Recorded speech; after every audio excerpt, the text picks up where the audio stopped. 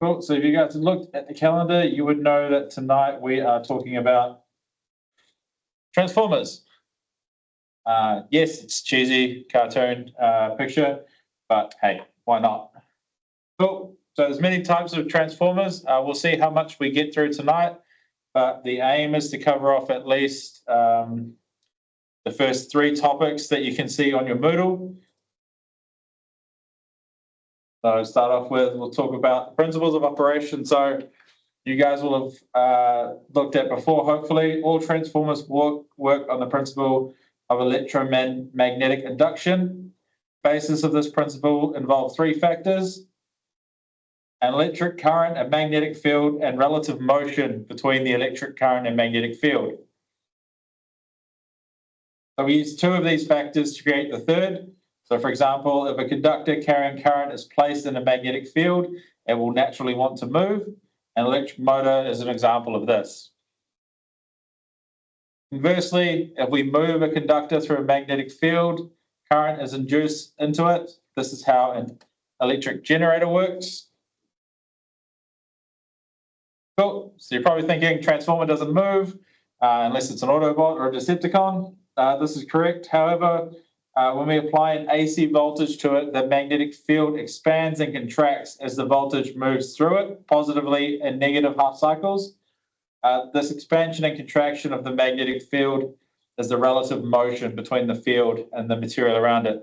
So we're less talking about physical motion and we're more looking at that electromotive force that we know is constantly flipping between negative and positive sides of the sine wave. As the magnetic field moves, doesn't really, but as it grows and then dissipates, grows and then dissipates, it cuts any adjacent conductors. As it cuts them, it induces an EMF and current into them. So the EMF in one winding generates a magnetic field, which then cuts the other winding, and that generates a reciprocal EMF. This is done in the conductors of its own coil and in any adjacent coils. I know that's very hard to see that word there. Cool. So double wound transformer. So a double wound transformer has two coils. Voltage is applied to one of them, and through electromagnetic induction, an EMF is induced into the other. This effect is called mutual induction.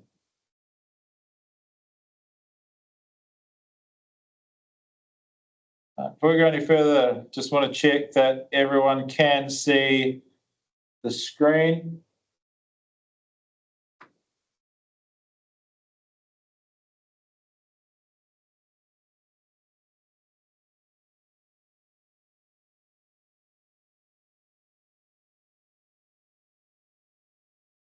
Yeah, just making sure. I had some issues with my other night class where some of them couldn't see the screen for some reason.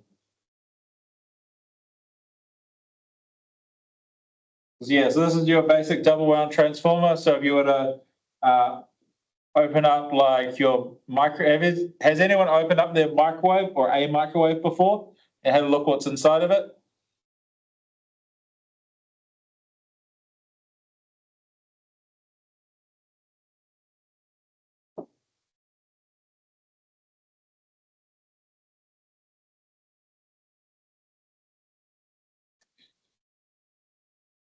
So inside you'll find a fairly chunky double wound transformer.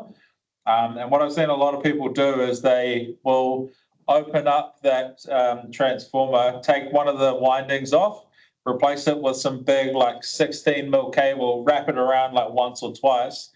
And because of the way a transformer, you can step up and step down the voltage, it steps up to high voltage and you could use it as a metal melter or even a spot welder, if you don't want to pay for one. Cool. So there's no electrical connection between the two. So the circuits remain isolated from each other, which in some circumstances is used to our advantage. The most basic double wound transformer is simply two coils located close to each other. They can either be wound in amongst each other, so long as there is no electrical connection between the two coils. When a voltage is applied to one coil, the magnetic field created will cut the other coil and induce a voltage. Two windings of a double wound transformer are called the primary and secondary windings. The primary winding is the winding that has the voltage applied to it from an already established source. The secondary winding is the winding that an EMF has an EMF induced to it. So if you think about the way the national grid works, going back to earlier topics, you got the generator, and then that goes to its first transformer. So the primary side is the one that's fed by the generator, and then the secondary is the one that steps it up down into the network. So you got construction. So you got different types of iron core. The most simple of double wound transformers consists of an iron core looking like a square with a square hole in the middle. The primary winding is wrapped around one side of it and the secondary on the other. The iron core has a greater relative permeability than air, so the magnetic flux created by the primary winding is concentrated within it rather than the air around it. This magnetic flux circles the core and induces an EMF in the secondary winding. So that the animation there is just going between, you've got the core type there, and then you've got the shell type there. For the construction we talked about before, it's called core type, offers greater cooling capability for the windings. However, flux leakage is greater as part of each winding is on the outside of the structure. A shell type construction is similar. It consists of two winding and an iron core. The variation has the two windings wrapped on the same limb within the iron core rather than on two separate ones. This has a greater magnetic coupling ability as well as the magnetic flux is captured. However, heating can become an issue. So you find a lot of these gel type transformers will have some form of external cooling mechanism, whether that be a fan or, as we'll look at later on in the topic, oil cooling. Cool. So when we talk about it, the transformers, we've got to look at the number of turns versus voltage. So the first part of the transformer ratio formula states that NP over NS equals VP over VS. So the number of primary windings divided by the number of secondary windings is the same ratio as the voltage primary versus the divided by the secondary voltage. You got there the picture. So you've got the primary winding, N turns, primary current, the primary voltage. So for this one, there's less turns on the secondary side. Cool. So yeah, NP, number of turns of the wire on the primary side of the transformer, NS, number of turns on the secondary side, and then VP, primary voltage, VS, secondary voltage. Essentially, the number of turns on each side dictate the relationship of the voltage. If there are more turns on the primary side compared to the secondary side, then the transformer will be a step down transformer, and vice versa. You can look at it as more wire there is exposed to the magnetic field, the greater voltage will be on the secondary. And this number is directly proportional to the amount of turns. Cool. And then we've got the current versus voltage in turns. So for this calculation, the primary for the numbers and the voltage are on one side, but then it's an inverse relationship between the current. So it's the same as before with with IP being added for the primary winding and the current for the secondary winding. So the remainder of the formula is similar. However, you can see the primary and secondary current are inverted. So it's an inverse relationship. This shows that the current values in the primary and secondary are inversely proportional to the primary and secondary voltage and turns. So basically, if the transformer is stepping voltage down on the secondary, the current will step up. Conversely, if the transformer is a step-up transformer, current will be lower on the secondary side. Can you guys remember why we use step-up transformers in the national grid? Why we step the voltage up so high?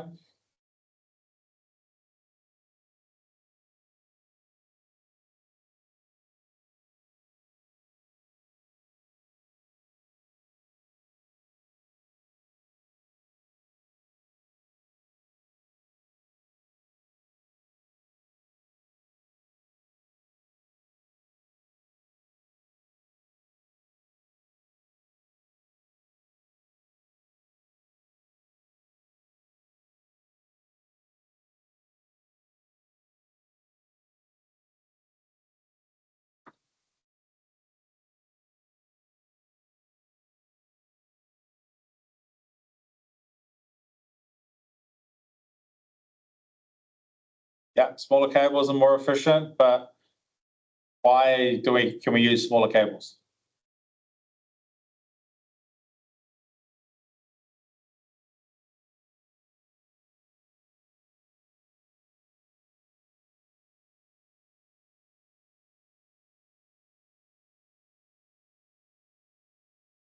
So the main reason is because if the voltage gets stepped up, we know the current gets stepped down. So the loads at the end of all our overhead lines, they can have higher current because we transmit power at such a high voltage. Yeah, so if you think about how much current could be flowing in a subdivision, but when you look at, we transmit at 220 kV, yeah, it's a lot less current. The downside is that we have to keep the overhead lines so much more separated from the ground and from each other and the metal pylons. But it does mean that we can use bare wire for the majority of it. Cool, so calculation. So step down transformer is drawing 0.1 amps from the supply at a voltage of 230. But the transformer has an output of 12 volts. Calculate the current drawn on the secondary side.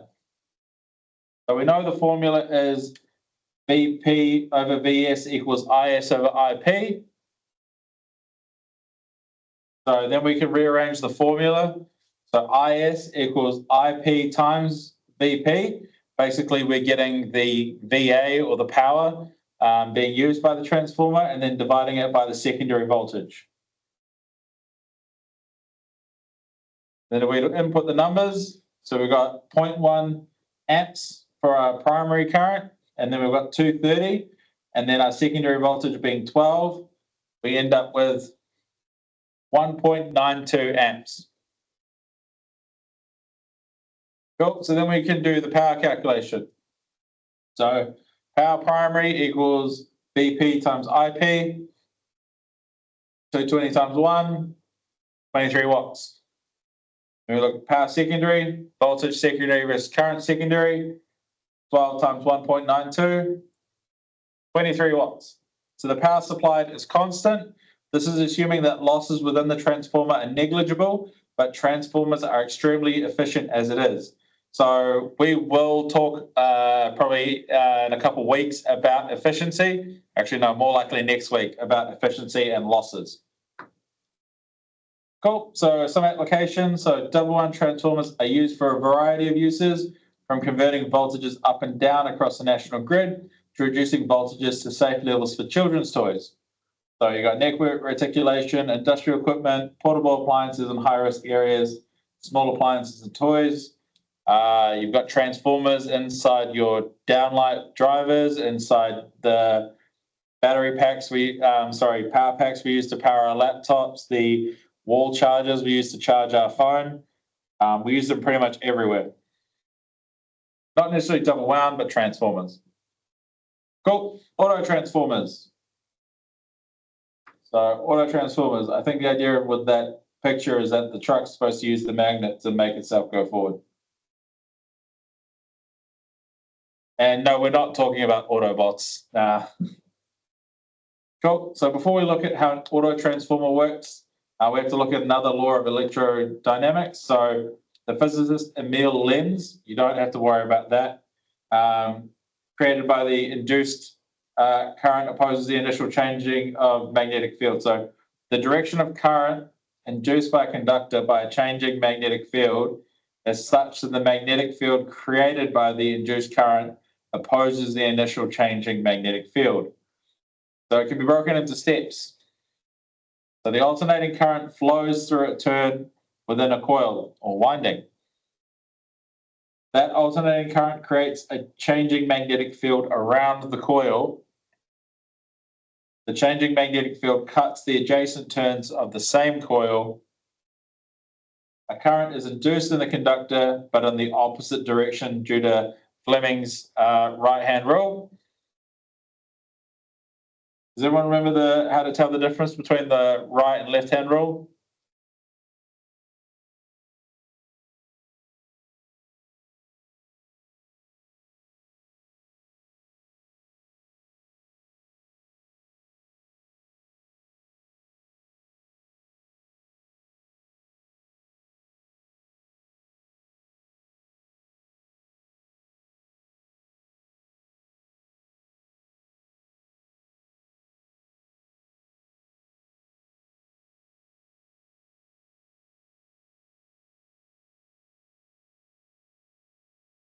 It's all good if you guys can't remember. It's, yeah, something to do with the fingers. Yep. So you can basically take your left and your right hand, you put your thumb up, put your index finger out, and you put your middle finger pointing away from your palm. And so your right hand, or Jenner right. So if you think about Jenner right, so you use your right hand for generators. That's why we're using the right hand rule. And you use what's left over. So left is for motors. So Jenner right, use what's left over. So you generate with your right, and the motors is for the left. That's how you remember the difference. We like to refer to them as the Sparky gang signs. Yeah, because you'll see sometimes people in their exams, capstone or end of year exams or whatever, with their hands kind of in weird positions, and you're like, what are they doing?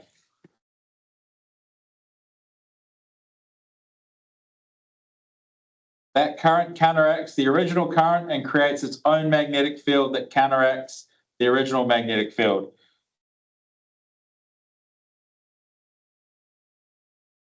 Is it? Circuit, the current flow was only impeded by the resistance of that length of wire. In the circuit you see here, the piece of wire has a resistance of 1 ohm. If we apply 230 volts, Ohm's law states that 230 amps will flow, which is a fair amount of current. When we form a coil, however, the circuit characteristics change. If we wind this piece of wire around a metal former, we now have a coil. Current will still flow through this coil and is affected by its resistance. However, our studies of electromagnetism have taught us two things. When current flows through a conductor, a magnetic field is created around it, and when a moving magnetic field crosses a conductor, an EMF is induced into it.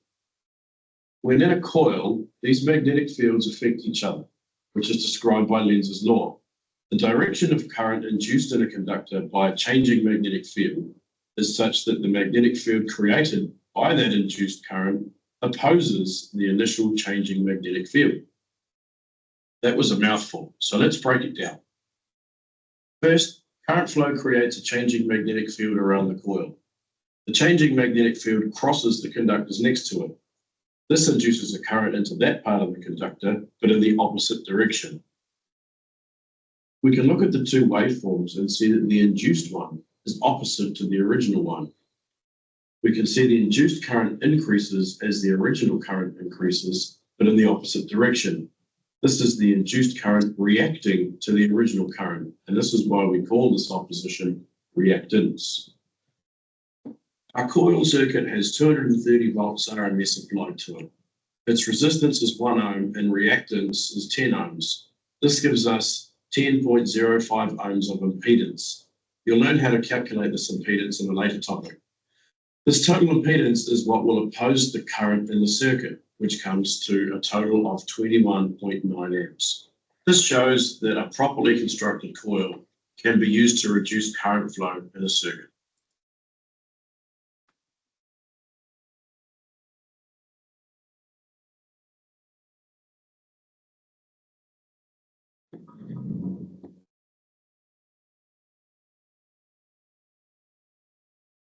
We've got two magnets here, and we're discovering, not surprisingly, that opposite poles attract. The red pole is north, and the unmarked pole is south. According to Faraday, when a conductor is pulled across magnetic field lines, an electric current flows in the conductor. Now, we already know that a current in a conductor will in turn create another magnetic field. And the important point, and this is a really, really critical point, and it's why Lenz's law is so important. The magnetism that's created in the ring fights the change in magnetism that produced it. So in other words, when I try to push this magnet through the ring creates a magnetism that pushes back. So I don't get something for nothing. I don't get an electric current without working. Let's set up a demonstration. We'll take the aluminum ring we started with. It's light and it's not magnetic. We'll drop the ring between the poles of a very strong horseshoe magnet.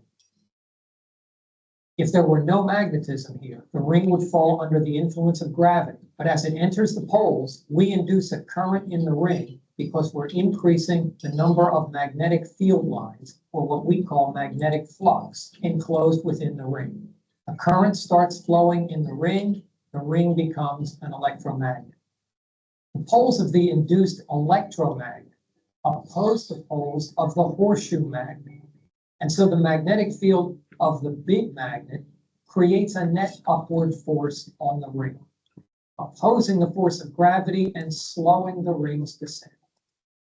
As the ring exits the pole region, the flux that it encloses starts to decrease, inducing a current in the opposite direction. But that current also opposes its fall. In each case, the ring falls much slower than we expect it to. This is because Lenz's law applies. One of the critical tests of a scientific theory is whether we can predict anything.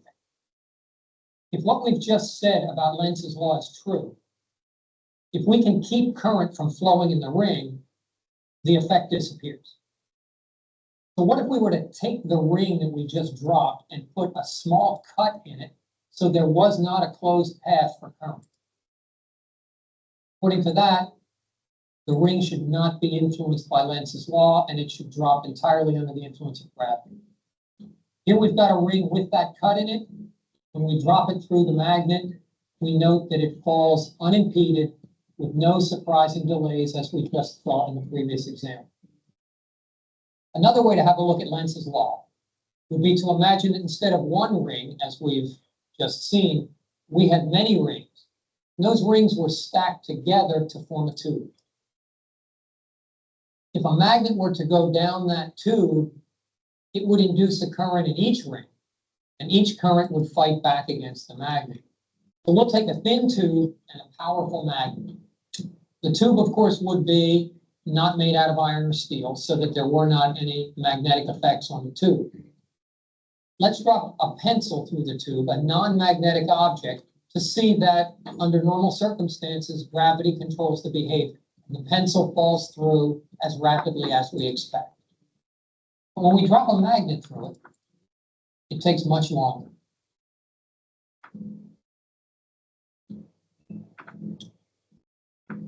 Why is that? As the magnet falls through the tube, the obvious force acting on it is gravity.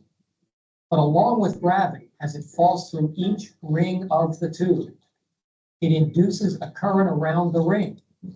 The current produces a magnetic field that pushes back on the magnet.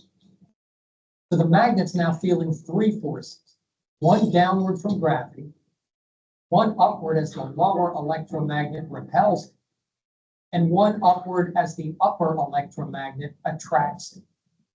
The two magnetic forces counteract the gravity, and so the magnet falls at a constant velocity instead of accelerating like a freely falling body.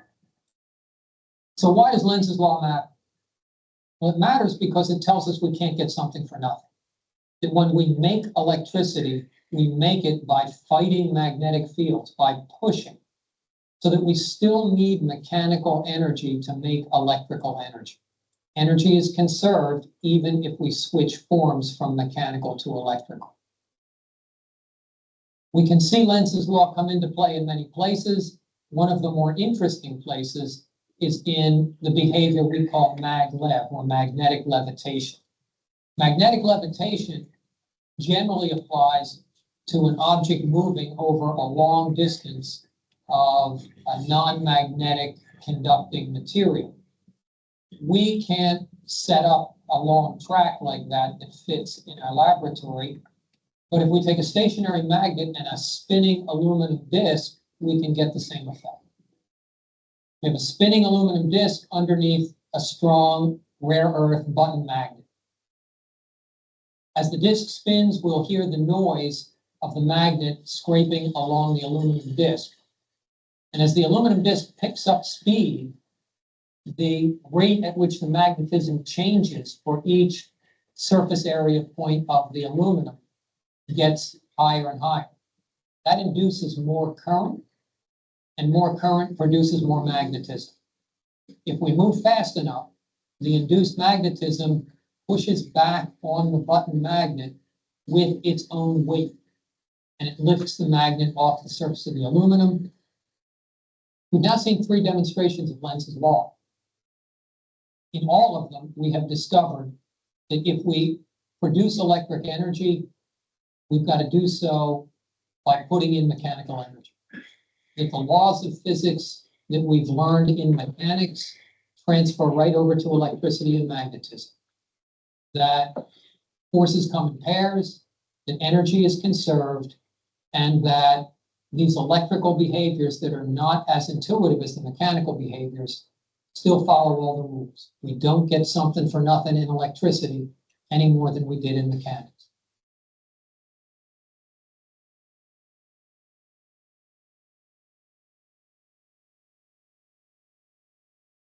Sorry. Construction. So the 3 principles of an auto transformer are quite different from a double wound. So its construction is quite different. So auto transformer, it's only got 1 winding wrapped around an iron core and operates on the principle of self-induction. So they can act as step up and step down transformers, but do not provide electrical insulation because it's just isolation, just because it's 1 coil, 1 iron core. So this is because an auto transformer shares a common neutral connection between the high voltage and low voltage sides. So the single winding of the transformer is tapped at a point, and depending on the application of the supply voltage, will determine if it is a step up or step down transformer. The neutral between the primary and secondary sides of the transformer are common. This means that an auto transformer does not provide electrical isolation from the main supply. So looking at the diagram here, the circuit on the left shows a step-up transformer. The primary side is only a percentage of the total winding, and the secondary is the entire winding.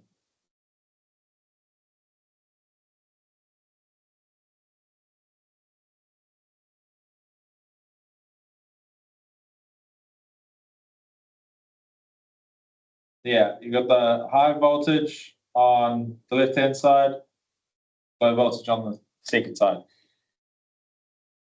Cool. So we'll look at the operation of an auto transformer.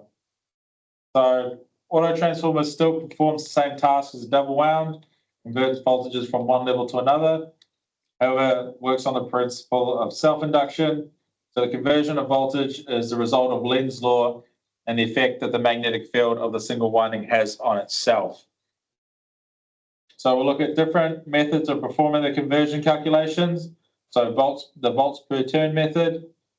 This method can make looking at how an auto transformer works make a little more sense, as sometimes it can be tough to grasp the concept of how the transformer does what it does on only 1 coil. The first step is represented by animation here. First, we can see a 230-volt supply being applied to a coil that has 1 turn. This means that the coil is experiencing 230 volts per turn. When more turns are added, the supply voltage is divided up into that number of turns. The next step shows 2 turns, each experiencing 115 volts. And a third step shows 3 turns, each experiencing 77.67 volts. Now, if we were to place a secondary coil with 1 turn on the same core, with the primary of 1 turn, the ratio would be 1 to 1. Therefore, 230 volts would be induced. A secondary coil of 1 turn next to the primary of 2 turns would be a ratio of 2 to 1, meaning it's a step-down transformer.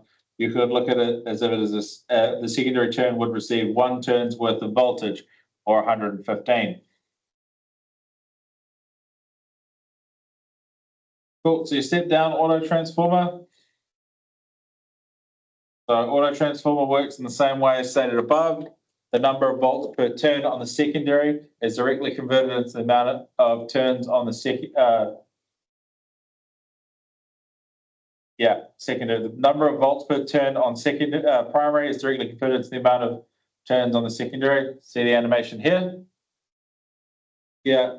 So you've got turns equals 10, volts per turn equals 20. Coil has 10 turns and the voltage applied to the entire coil is 200. So each turn experiences 20 volts. The secondary side of the auto transformer is tapped into 5 of those turns. And so the voltage being applied to the load experiences those 20 volts per turn for 5 turns, which equates to 100 volts. We can look at it in a way where the load is in series with 50% of the primary winding, and this part of the primary winding is acting like a load as well. When the two turns are connected in series, a volt drop is seen across both of them.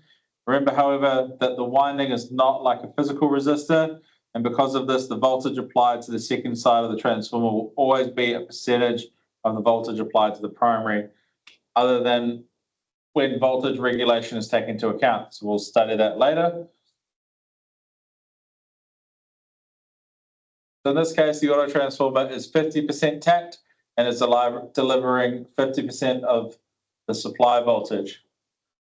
Does that make sense to everyone? So basically, you've got a coil of wire and you can divide the voltage up into, so divide the voltage by number of turns, and then you tap how many turns you want on the secondary side, and you you can count how many turns and add, multiply that by the voltage per turn. Is it not making sense to anyone? So we can talk about it a little bit more.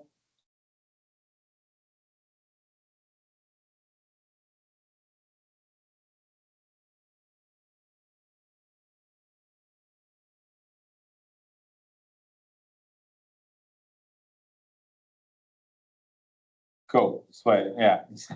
I just don't want to, I know I have a tendency to kind of just info dump. I try to explain it a little bit more kind of basic than what they do on the slides, but it is a lot to take in, and I just want to make sure that if we get lost, if you guys get lost in the weeds now, it's just going to get worse as we keep going. Now we can look at the current in the windings. Cool, so voltage applied to and induced into primary and secondary windings behave similarly to the double wound and auto transformer. So that is, the ratios formula works for both types of transformers. The current flow into and out of the transformer can be calculated using the ratios formula. However, the current flowing in the common part of the winding does not work out with this calculation because the transformer shares a common winding and Lenz's law plays a big part in how it works. So we'll look at what is happening within the common winding as the transformer is operating. Starting with step down auto transformer. When a load is connected to a particular tapping and voltage is applied, current will be drawn into the transformer. This current will be proportional to the power rating of the load and the voltage.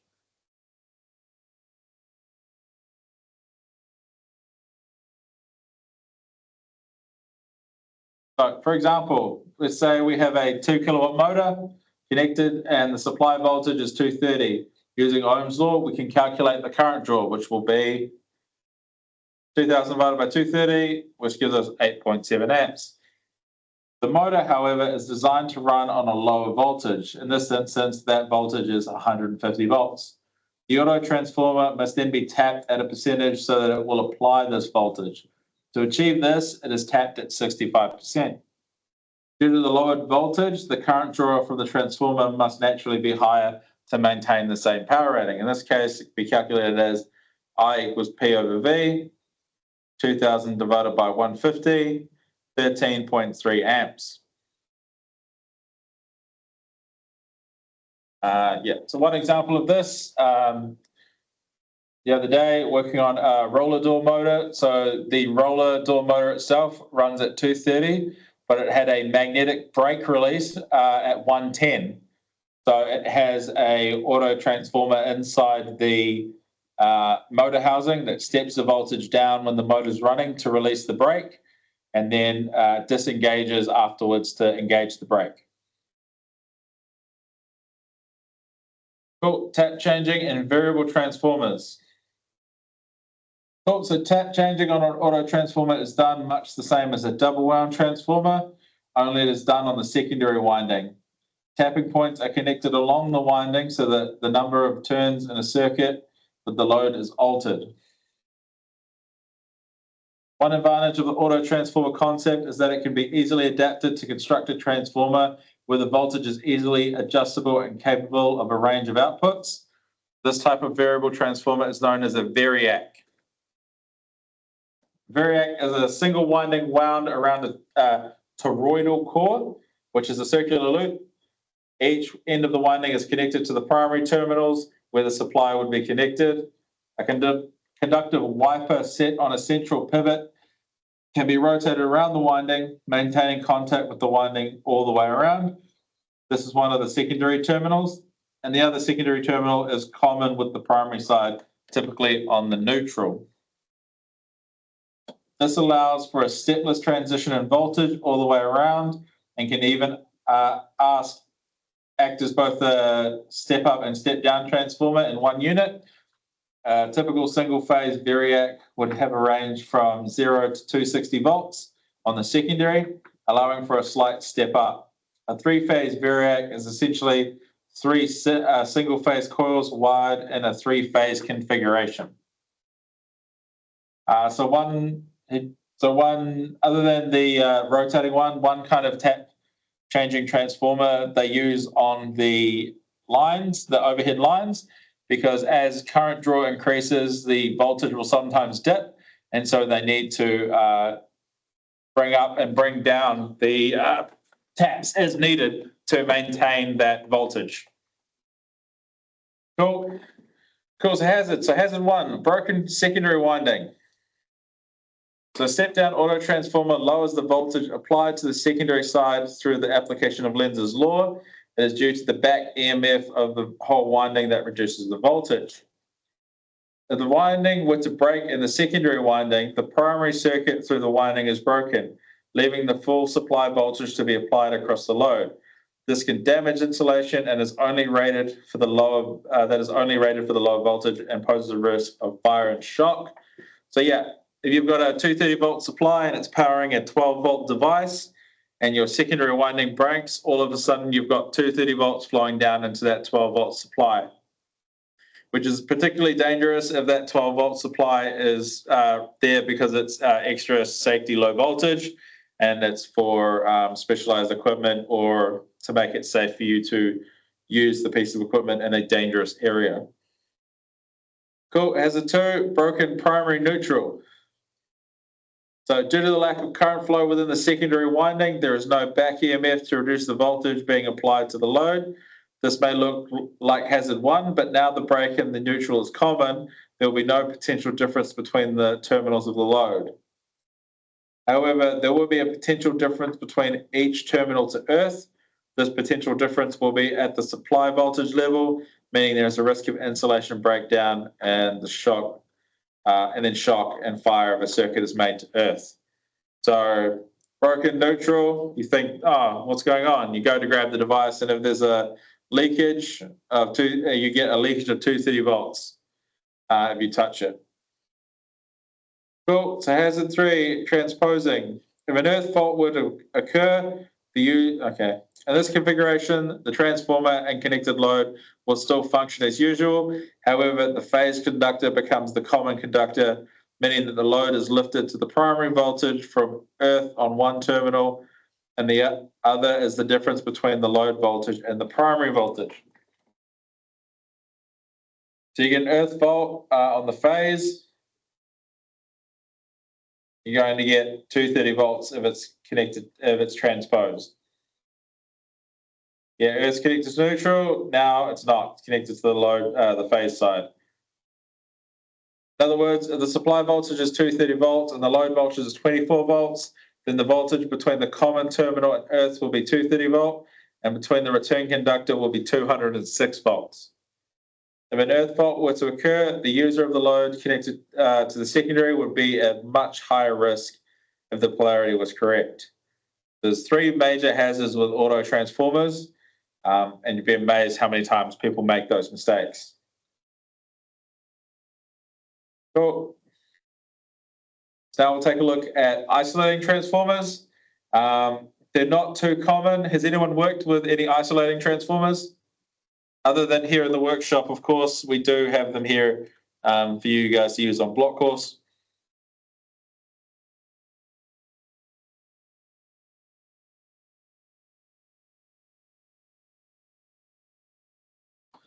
Okay, yeah.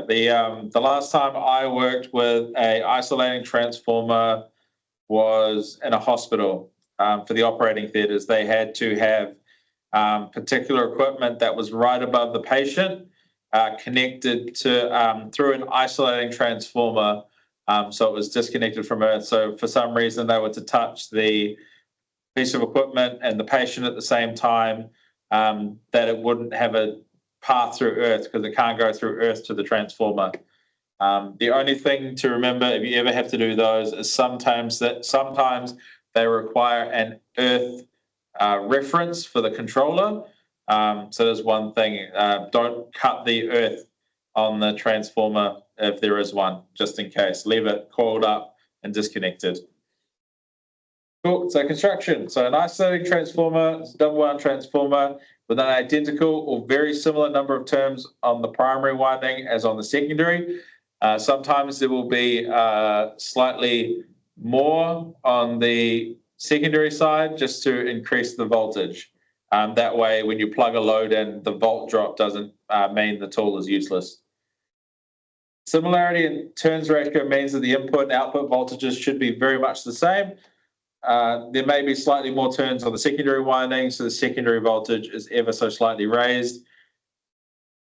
So this is because when a load is connected, current is drawn, the resultant volt drop brings the voltage down to a value closer to the primary voltage.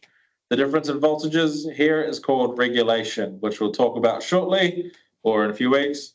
Much like our double wound transformers, they consist of a ferromagnetic core and either the core or shell configuration with the windings wound on accordingly. Because they are used for personal protection, they are often small enough to carry with the windings and core stored in a small case. Yep, they're small enough to carry, but they're still pretty heavy. Also, one thing to remember about transformers or supply in general, if you have a volt drop, current draw increases. One example is if you have a 2.5 running out to a shed and the run is too long and you get volt drops from 230 down to 212, your current draw will increase for the same load because the load doesn't care. It just wants current and voltage. So the transformer or supply will compensate by sending more current. Cool. So isolating transformers operate on the principle of mutual induction. So one winding induces an EMF into the other with no electrical connection. So this, coupled with no earthing connection from one side of the transformer to the other, ensures that if there's a fault on the secondary circuit, there's no potential difference between the point of the fault and the source. The power tries to flow through you into the ground, and then it gets confused because there's no earth connection. In other words, current cannot flow because no circuit is created from earth to the supply. See the animation comparing a transformer that has a linked earth to one that is isolated.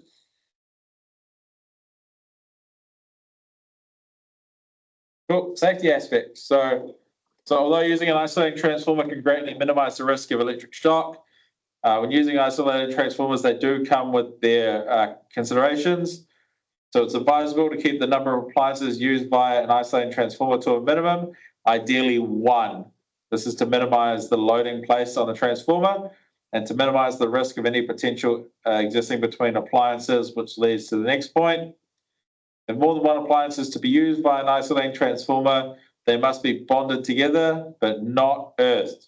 This means that each of the appliance's metal casings and protective earthing inductors, or PECs, should be junctioned together, but not connected to the earthing system of the installation. If the appliances are not bonded together and both develop faults, a potential can exist between the frames of each appliance. If a user then makes contact with both appliances, they will receive an electric shock. The frames are bonded together, current will flow from one appliance to the other as soon as the fault occurs and operate the circuit protection within the isolating transformer. It still requires two faults to be present, but due to the lack of connection to earth, no shock risk is present for the user. So yeah, there's 230 volt potential unless they are bonded together. And most isolating transformers will have inline fuses in both the neutral and phase of the wind across each leg of the winding. So each leg of the winding of the transformer will have its own fuse protection. Any questions about isolating transformers?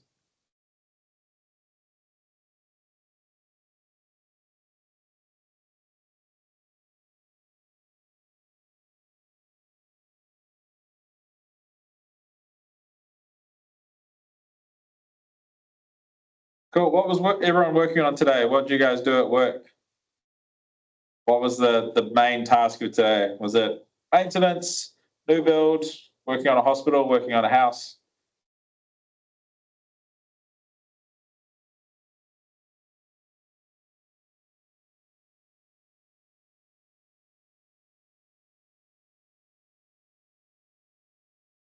Bit of a new build? Yeah. Okay, was a new build in pre-wire, is it architectural or like a yeah, architectural or just like a one-off house, or is it like part of a development?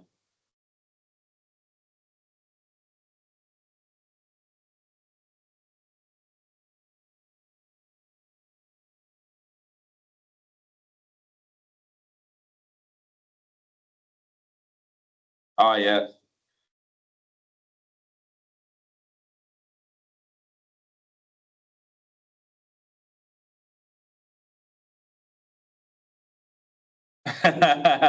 Yeah.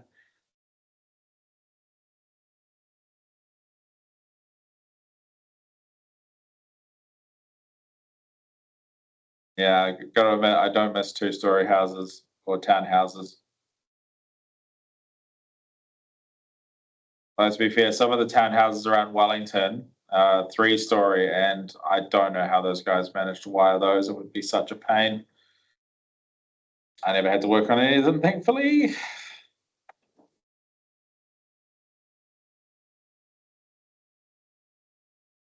Oh, mill breakdown installed new thermocouple sensor. Oh, definitely not your standard. Yeah, cool.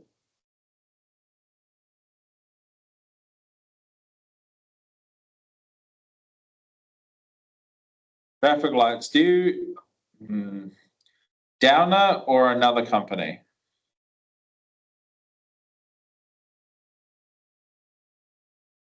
Oh, okay, fair enough. Yeah, because I know there are some other guys who do traffic lights as well. But yeah, usually, yeah. Cool. So the last one we'll look at for tonight, instrument transformers. So the types of instrument transformers. So there are two types of instrument transformers. So you've got your potential transformers or PTs, and then you've got your current transformers or CTs. So instrument transformers are specifically designed so that regardless of the voltage being applied, current flow through either the primary or secondary windings is kept to a minimum. This is accomplished by designing the windings with precision so that the relationship between resistance and reactance is finely tuned. So the purpose. So a potential transformer is essentially a double wound transformer that is connected to high voltage lines across the primary winding so that a lower, more measurable voltage is induced into the secondary winding for the purposes of instrumentation. Because of the concept that winding turns are proportional to voltage, we can accurately measure the voltage of a high voltage supply without needing instruments that can handle such voltages.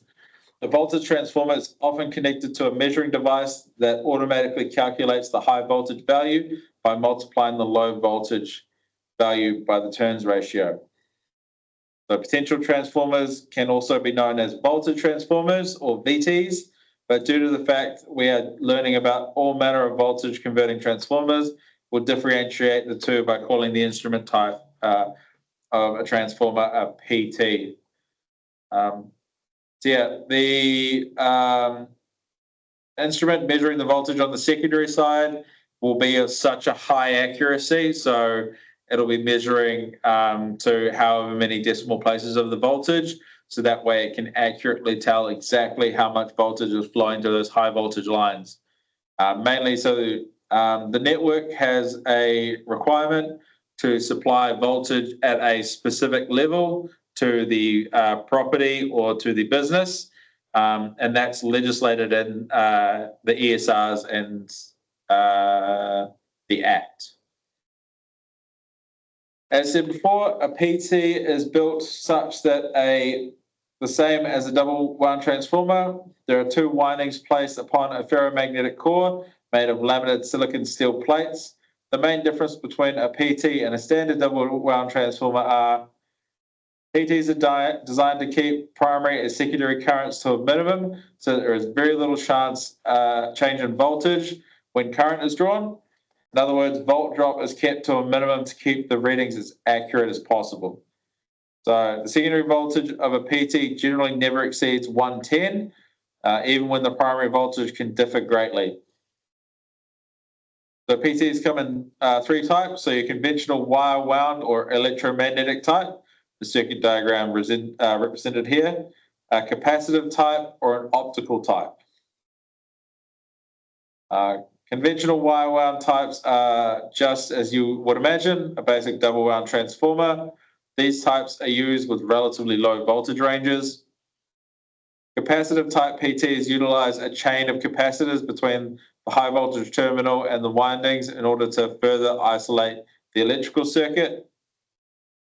The optical type PTs use what is called the Faraday effect, where the relationship between light frequencies and voltage fields determine the level of voltage. This type is used for greater electrical isolation and for when eliminations of factors such as phase displacement across windings is required. Three PTs are essentially three single-phase three-phase PTs are essentially three single-phase PTs connected in star configuration. So we'll look at how these are connected along with CTs in order to create a full energy consumption meter shortly. Cool. So current transformers or CTs are used in installations that draw large quantities of current. Typically, a revenue meter can handle anything up to 100 amps per phase.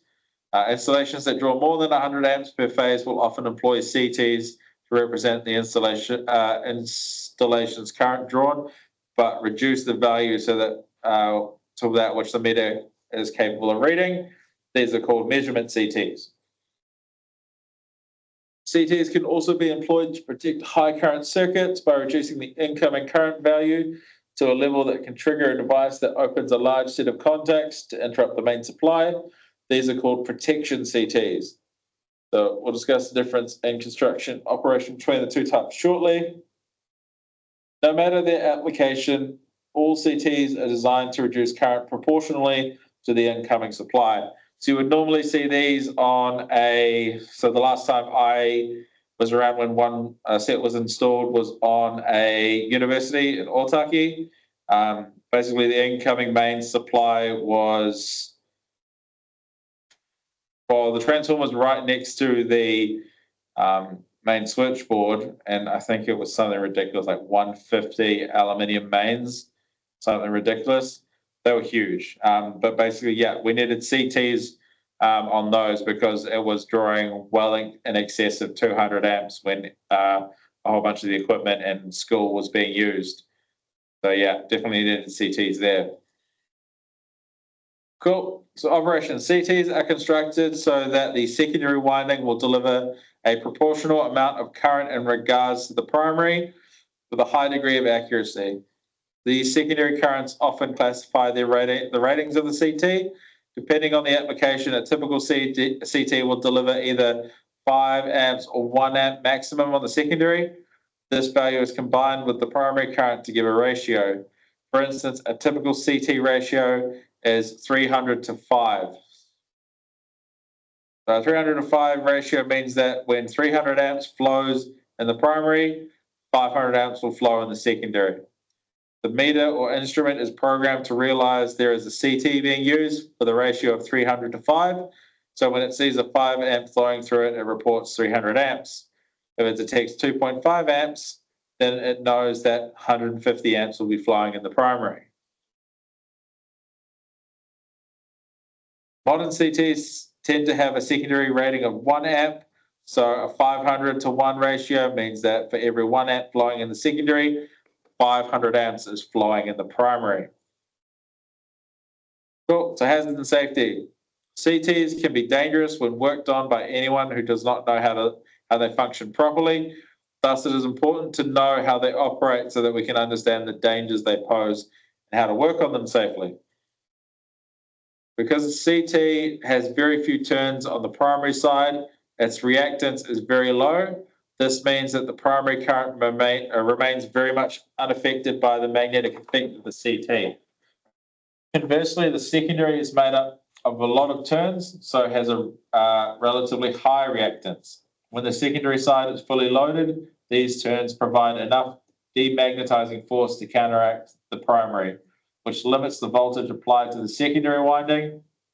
If, however, the secondary is open circuited while the primary is still energized, the pushback that the secondary was providing is lost, and the results of this are magnetizing current within the core exponentially increases, which can damage the core badly. So the core loses its ability to be magnetized the same way it was before, effectively rendering it useless. The flux density of the core increases as well. This introduces very high voltages across secondary terminals. This voltage can damage insulation and become serious shock and fire hazard. So you should always be aware of a CT if you just open circuit the secondary while the primary is still energized. The pushback, the secondary. Yeah, so yeah, all kinds of bad things happen if you just disconnect. So what normally happens is before you disconnect the CT, you will short out the secondary winding so that way you can disconnect it safely. Cool. So all equipment, no matter how big or small, consumes some degree of energy for them to work. Instrument transformers are no exception. There's always a degree of load in a circuit, whether it be the measuring equipment or the wiring itself. The load that is connected to the secondary side of an instrument transformer is called the burden. The burden is measured in volt amps, and the symbol used to represent this unit is VA. So we can calculate burden depending on the impedance and the current flowing through it. So we've used the formula to calculate the power consumption here. P burden equals I squared times Z, I squared being current squared and Z being your impedance. So instrument transformers often come with a VA rating, which states the maximum burden that can be placed in the circuit when operating that instrument. If this rating is exceeded, then the instrument will not read accurately. Cool. So it's advised to keep the burden of the circuit as low as possible. However, we are governed by the length of the run and the size of the cable we wish to use. In this case, we can calculate the rating of the instrument transformer using the following method. First, we must know the total impedance of the circuit we're going to be connecting the instrument to. So this is as simple as adding together the impedances of the winding and the instrument. Remember Kirchhoff's law, total resistance on a series circuit is the sum of the resistances. So let's say the lead connecting CT to the ammeter have an impedance of 2 ohms each, and the ammeter has an impedance of 0.1 ohms. Cool. So ZT equals Z1 plus Z2 plus Z3, which is 0.2 plus 0.2 plus 0.1, which is 0.5 of an ohms. So the next step is to substitute that value into the formula with the maximum current value the instrument is expected to produce. For example, a 305 CT will produce 5 amps in the secondary when the primary load is 300 amps. So we use this figure. Cool. So P burden, I squared times Z, 5 squared times 0.5, which gives us 12.5 VA. So the burden on this CT is 12.5 VA. Typical rating for a CT is 15 VA, so this would be suitable.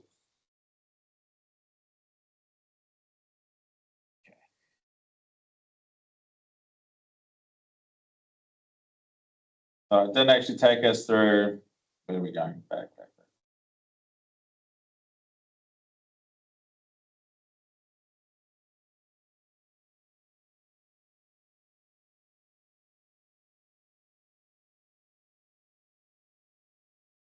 Okay, so yeah, that's what we're gonna look at shortly. Cool. That's our time. Cool. So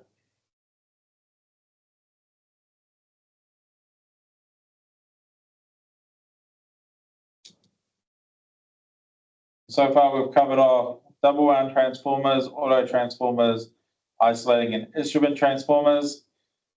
We still have to look at efficiency regulation for the topic, three-phase and then three-phase supply transformers. I want to spend some more time on three-phase than anything else. So we will take a look at the efficiency, regulation, safety, and legislation.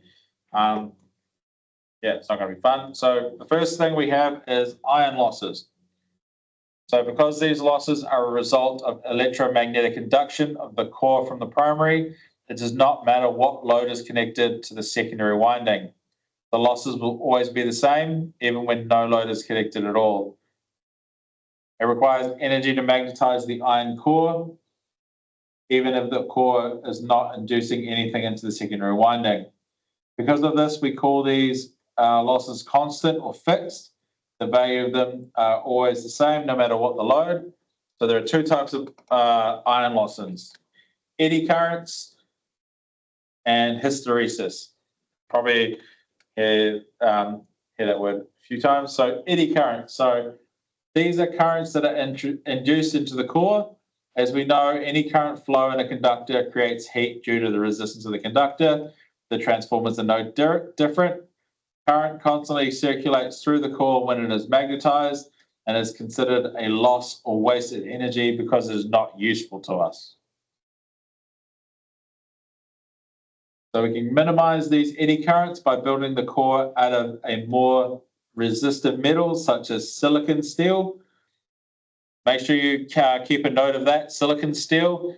It'll come up in your, more than likely in your assessment and possibly in your capstone as well.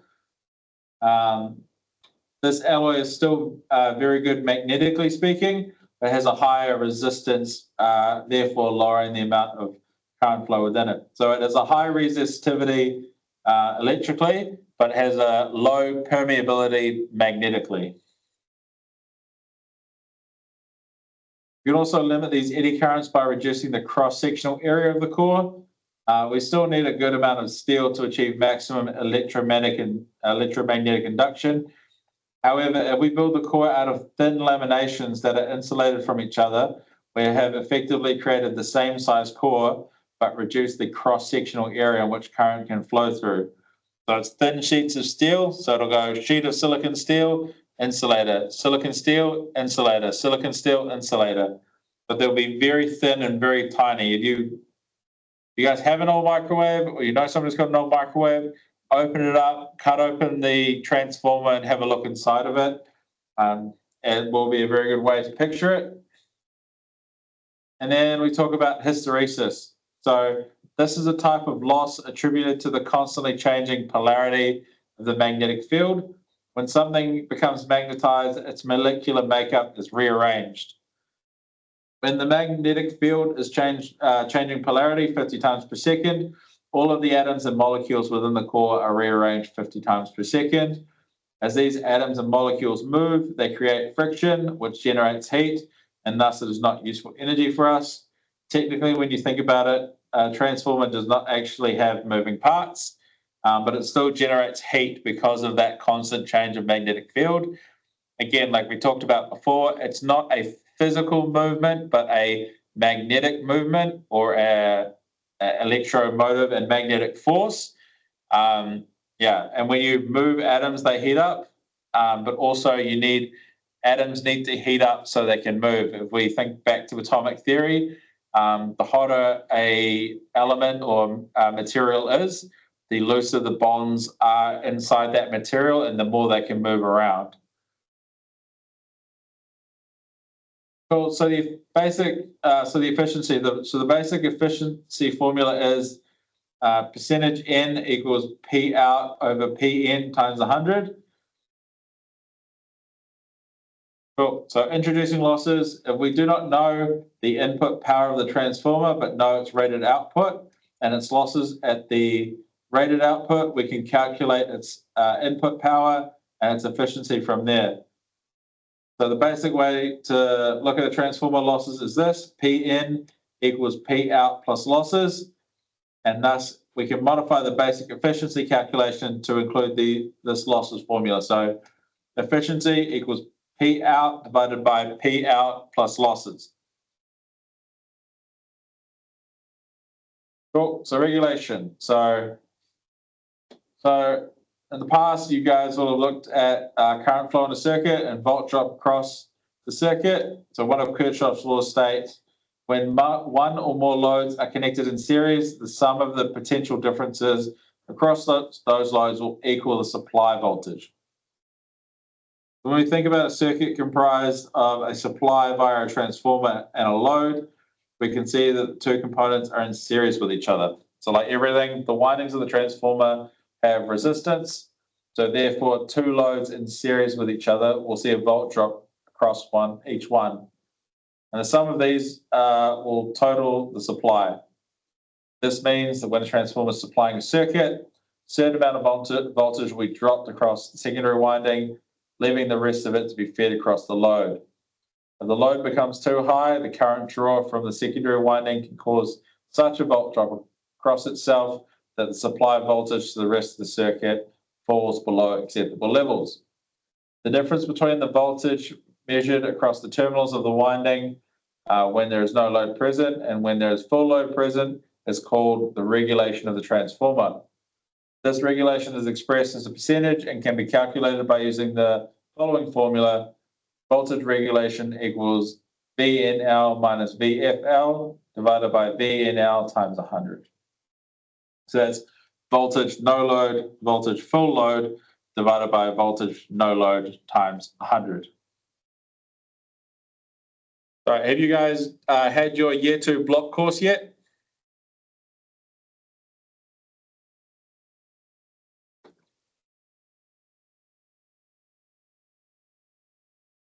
Okay, one of the things you'll do at block course is you will basically, we have a bunch of transformers on a panel, and one of the tasks is that you wire these up and you measure the voltage and the current flow, and you can you measure the regulation and the efficiency of the transformers in various different configurations. So when you get here, you'll actually physically get to work on transformers, and they are about the size of the transformers that are in a microwave. Cool. So regulatory requirements. So ESR stipulates the levels of voltage that must be supplied to works and installations. So they state the supply of electricity to installations operating at a voltage of 200 volts AC or more must not exceed 250 volts AC, calculated or measured at the point of supply, and they must be at standard low voltage and, except for momentary fluctuations, must be kept within 6% of that voltage. This means that for an installation operating at standard low voltage, 230 volts, the transformer must be able to supply a voltage within 6% difference of that value. So we can do the following calculations to determine this value. V regulation, 230 times 0.6, so 13.8 volts. The voltage is allowed to be, except for momentary fluctuations, 13.8 volts, greater or lesser than the standard low voltage of 230 volts. So this is Vmin / max, so equals 230 plus or minus 13.8. So the minimum voltage is 216.2 volts, and the maximum voltage is 234.8 volts. So those are the regulations. So ESR 28.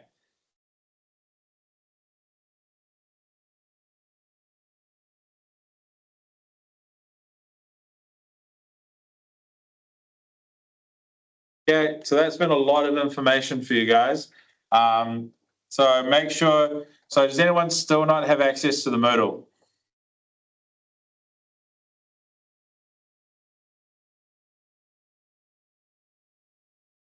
You You got it today? Good.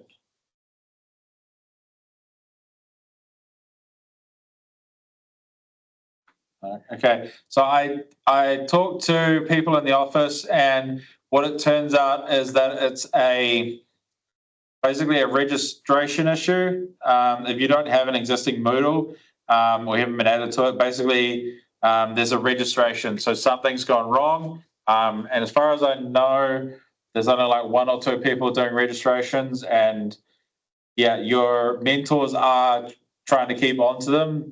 They're continuously asking the question like, has this been done? Have you got this person sorted out? So the mentors are doing their job behind the scenes, trying to get you guys sorted out, registered, and get you on board. But yeah, if you do get registered late and any of your assignments have been auto-locked because of where you are, again, I'm just going to type my email into the chat. So yeah, just once you get in, flick me an email. I can look at opening up the assessments for you guys so that way you can go back and catch up. And we'll try to do it like 1 or 2 assessments at a time, because if I open them all up and you try to do them all in like 1 or 2 weeks, it's not feasible and it's not a good idea. But yeah, again, I will be posting this onto YouTube, and it'll be under a playlist specifically for this class. But yeah, so if you just look that name up on YouTube, you'll be able to find it. No, I'm not trying to become a YouTuber. It's a lot easier to put them up there for people who've missed a class, or for you guys to do a bit of revision on that. So yeah, next week we'll be going back over Transformers. But yeah, I think that's enough. Those who have Moodle, jump on the Moodle, do the quizzes, read through the material. It'll go into hopefully a little bit more detail. Once you're on the Moodle page, just remember to look and find it. Yeah. You scroll down to, here it is, Transformers. There's a thing to read through for each one, but down the bottom there's also the learning resource. So that learning resource has a lot of technical information. So if you're looking through the quiz or doing the assessments and you don't remember it being covered in the some of the material or the quizzes, go read through the learning resource. Odds are, if you look through the learning resource, you'll find the exact answer that you're looking for. And that's a lot easier if you guys do it that way. Cool, but for now, I'll stop recording.